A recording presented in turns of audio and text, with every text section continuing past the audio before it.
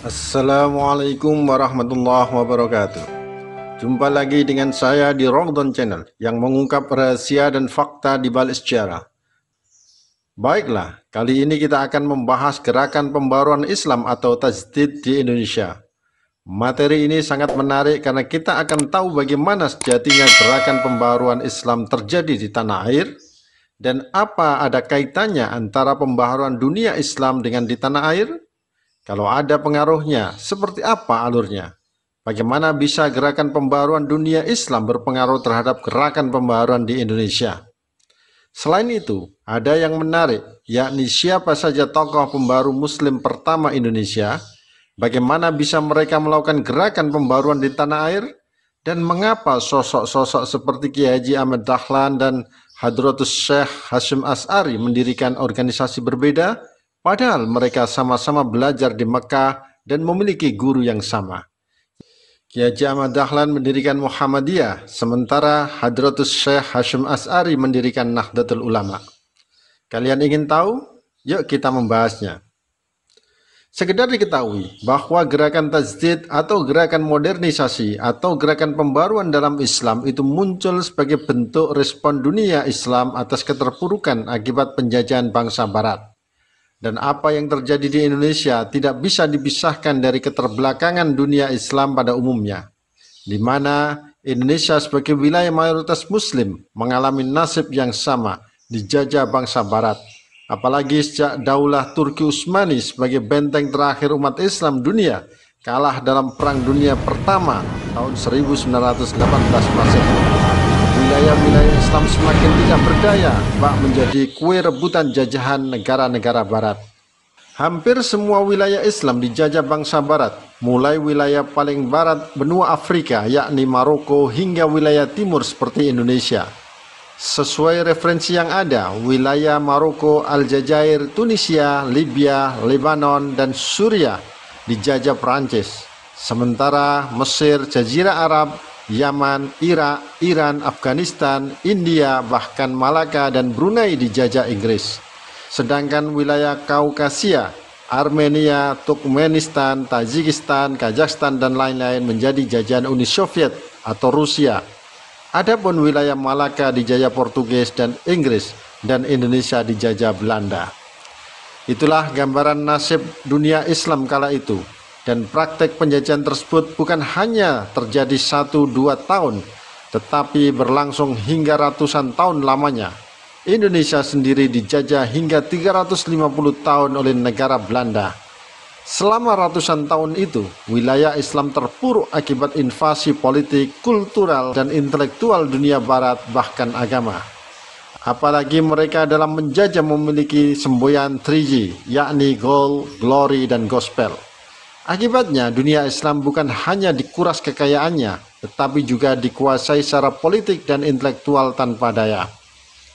Tak hanya itu, umat Islam juga sengaja dijauhkan dari ajaran Islam yang benar oleh penjajah dengan menyuburkan praktek-praktek tahayul khurafat berbau kemusyrikan. Sehingga orang Islam menjadi lebih senang pergi ke dukun, datang ke tempat-tempat keramat seperti pohon dan sejenisnya untuk bisa cepat mendapatkan kenikmatan dunia daripada datang ke masjid menjalankan ajaran Islam dengan benar. Inilah yang membuat dunia Islam semakin sulit maju. Dan itulah yang sengaja diciptakan oleh negara penjajah, menjadikan wilayah jajahannya menjadi bangsa tidak berdaya, bodoh, dan miskin, sehingga bisa semakin diperdayai untuk bisa melanggengkan jajahannya hingga ratusan tahun lamanya. Itu juga yang dialami bangsa Indonesia hingga 350 tahun. Akibatnya, kehadiran penjajah benar-benar telah menumbuhkan penyakit akut di masyarakat, bukan hanya bidang sosial dan politik, tetapi juga perilaku keagamaan dan pemikiran di dunia Islam. Bahkan umat Islam menjadi jauh dari ajaran sesungguhnya berlandaskan Al-Quran dan As-Sunnah, malah lebih suka dengan praktek-praktek klinik, tahayul, dan khurafat yang menjurus kepada kemusyrikan. Dan itu berlangsung cukup lama hingga ratusan tahun lamanya. Tentu itu bisa dibayangkan bagaimana prihatinnya kondisi umat Islam kala itu. Tetapi untungnya, di akhir abad ke-18 dan awal abad ke-19, sejumlah tokoh muslim seperti Jamaluddin Al-Afghani di India dan Muhammad Abduh di Mesir mulai sadar untuk bangkit meski sangat terlambat. Mereka melakukan gerakan modernisasi, menumbuhkan giro keilmuan di kalangan umat Islam dan mengajak umat Islam kembali kepada Al-Quran dan Al-Hadis. Karena hanya dengan itu umat Islam bisa maju dan kembali berdaya. Gerakan modernisasi ini akhirnya merembet menjadi gerakan perjuangan melawan penjajah merebut kemerdekaan. Tak hanya di wilayah Mesir dan Timur Tengah, di sejumlah wilayah Islam lainnya seperti India pun bermunculan tokoh modernis atau pembaru muslim. Dampak gerakan modernisasi di Timur Tengah menjadi virus ampuh yang terus menyebar ke berbagai wilayah Islam lainnya. Bahkan gerakan pembaharuan itu secara perlahan memberikan pengaruhnya di Indonesia. Gagasan pan-islamisme atau persatuan umat Islam yang dicetuskan Jamaluddin Al-Afghani dipahami baik para tokoh gerakan pembaharuan di Indonesia.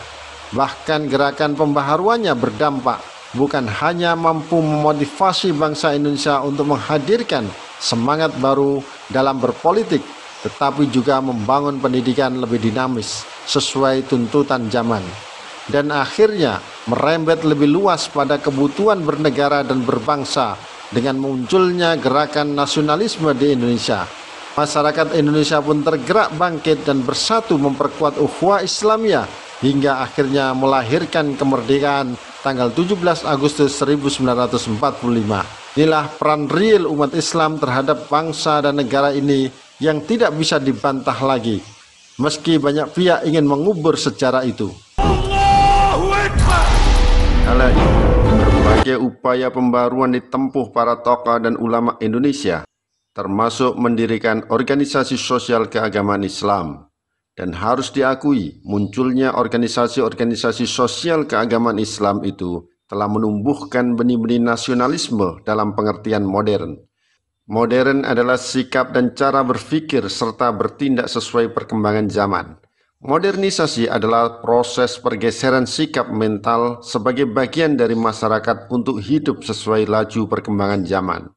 Menurut Harun Nasution, modernisasi mengandung arti pikiran, aliran, gerakan, dan usaha mengubah faham-faham, adat istiadat, institusi lama untuk disesuaikan dengan keadaan baru yang ditimbulkan kemajuan ilmu pengetahuan dan teknologi modern. Gerakan modernisasi Islam di Indonesia seperti itu telah menjadi fenomena dan semakin menguat setelah para tokoh dunia berhasil memperbarui sistem pendidikan di Universitas Al-Azhar, Mesir. Gaung Al-Azhar menggema ke seluruh penjuru dunia Islam dan menjadi rujukan gerakan di dunia Islam, termasuk juga menggugah bangsa Indonesia untuk mengubah cara pandang agar bergerak lebih maju.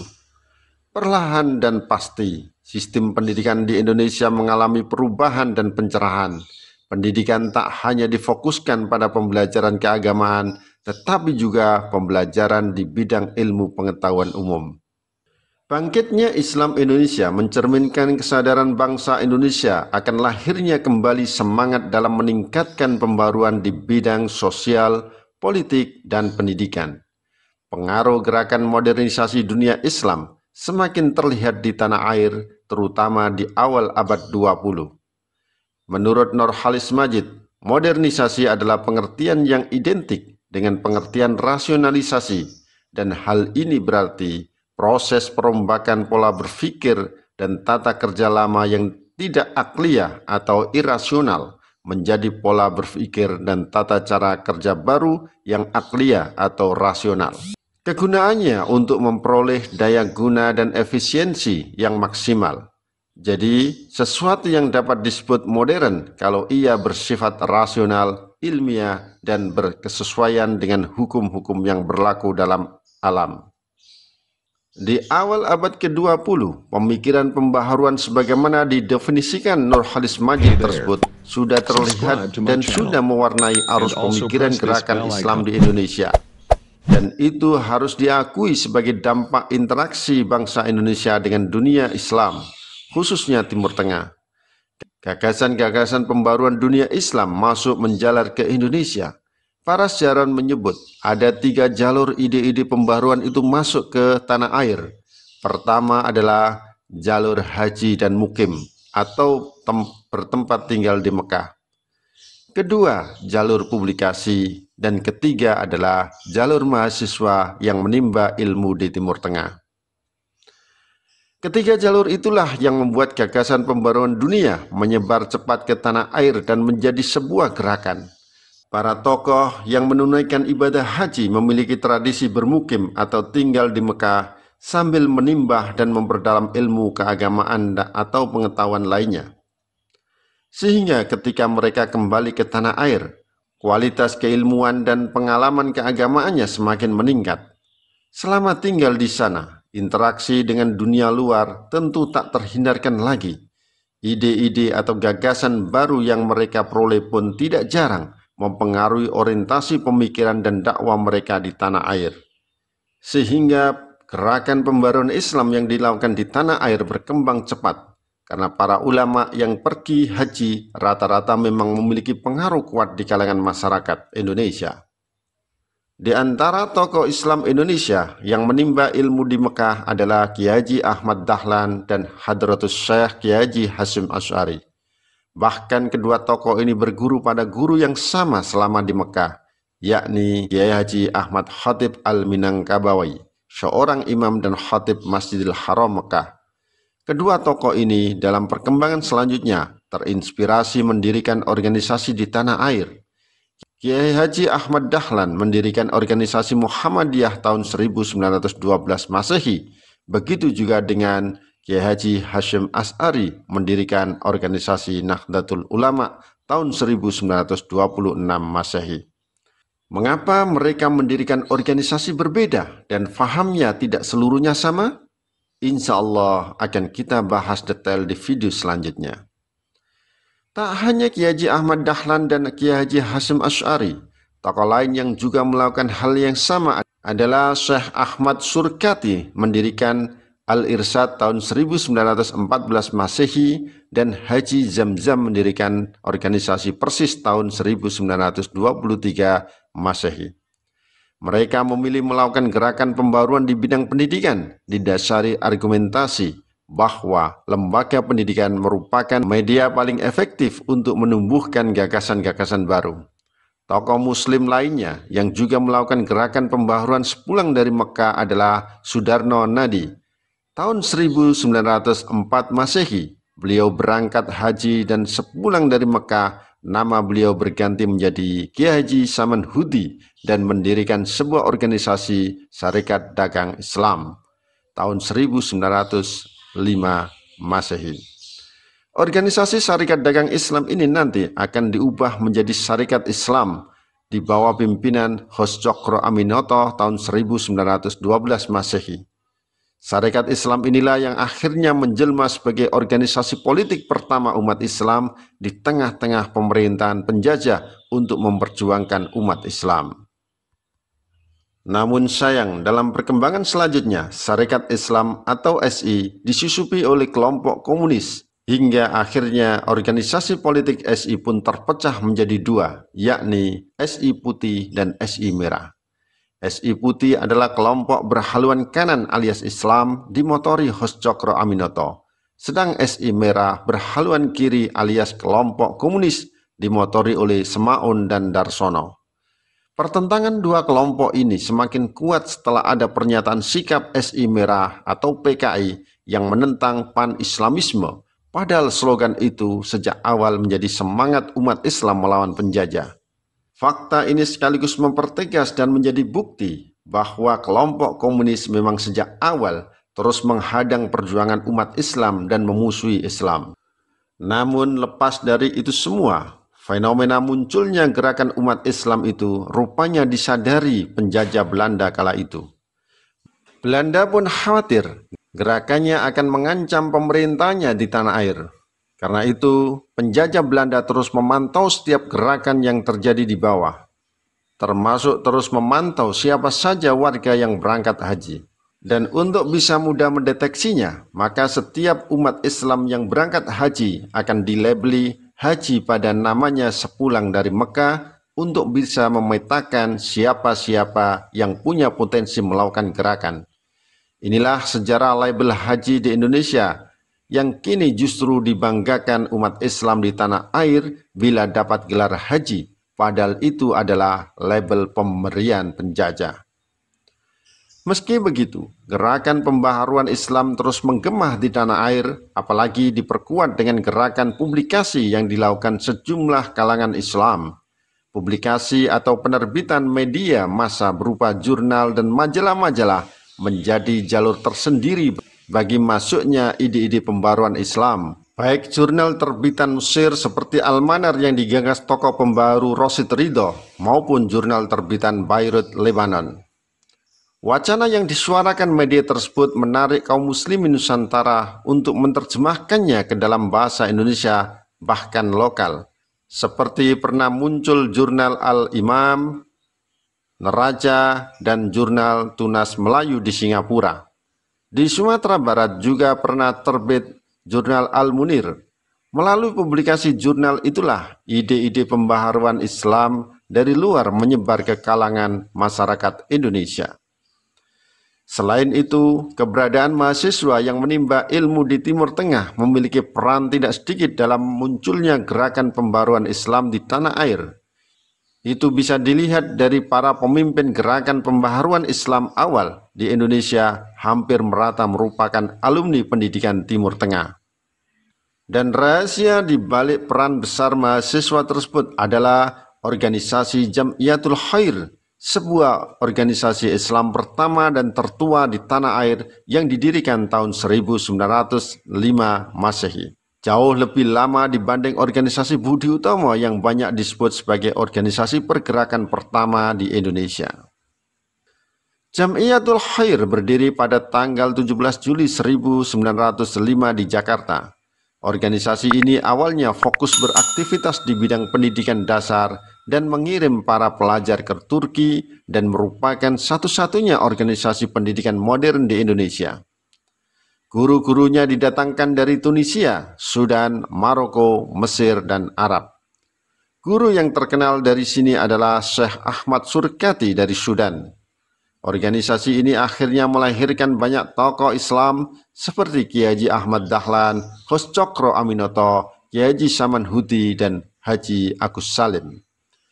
Selama belajar di luar negeri, mereka berinteraksi dengan tokoh-tokoh pergerakan dunia, juga berkirim surat kabar di luar negeri, menyebarkan kabar mengenai kekejaman pemerintahan penjajah Belanda. Dan dalam perkembangan selanjutnya, sejumlah tokoh melakukan gerakan untuk kebangkitan umat. Kiai Haji Ahmad Dahlan mendirikan organisasi Muhammadiyah, Hos Cokro Aminoto mendirikan Syarikat Islam, Haji Samanhudi mendirikan Syarikat Dagang Islam, sedang Haji Agus Salim sudah tidak diragukan lagi dalam gerakannya merebut kemerdekaan Republik Indonesia bersama Bung Karno. Adapun Syekh Ahmad Surkati sendiri mendirikan organisasi Al-Irsyad. Jadi, secara umum munculnya gerakan pembaruan Islam di Indonesia merupakan wujud respon atas kondisi bangsa Indonesia yang sedang mengalami invasi politik, kultural, dan intelektual dari dunia barat. Dalam situasi seperti itu, muncul kesadaran nasional sebagai anak bangsa yang terjajah untuk membangun kebersamaan melawan penjajah, meski corak gerakan keagamaannya berbeda-beda. Ada yang memilih corak gerakan tradisionalis konservatif, yakni menolak kecenderungan westernisasi dengan mengatasnamakan Islam yang secara pemahaman dan pengalaman melestarikan tradisi-tradisi lokal. Pendukung kelompok ini rata-rata dari kalangan ulama, tarekat, dan penduduk pedesaan. Juga ada yang memilih corak reformis modernis, yakni menegaskan relevansi Islam untuk semua lini kehidupan, baik privat maupun publik. Islam dipandang memiliki karakter fleksibilitas dalam berinteraksi dengan perkembangan zaman, dan ada yang bercorak radikal puritan, yakni enggan memakai kecenderungan kaum modernis gagasan ala barat. Mereka lebih percaya pada penafsiran yang disebutnya sebagai Islam murni. Kelompok ini juga mengkritik pemikiran dan cara-cara implementatif kaum tradisionalis.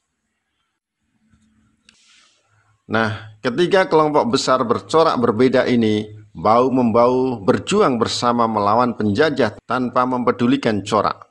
Mereka menyusun strategi perjuangan bersama melawan penjajah merebut kemerdekaan. Berbagai organisasi sosial keagamaan di Indonesia pun bersatu.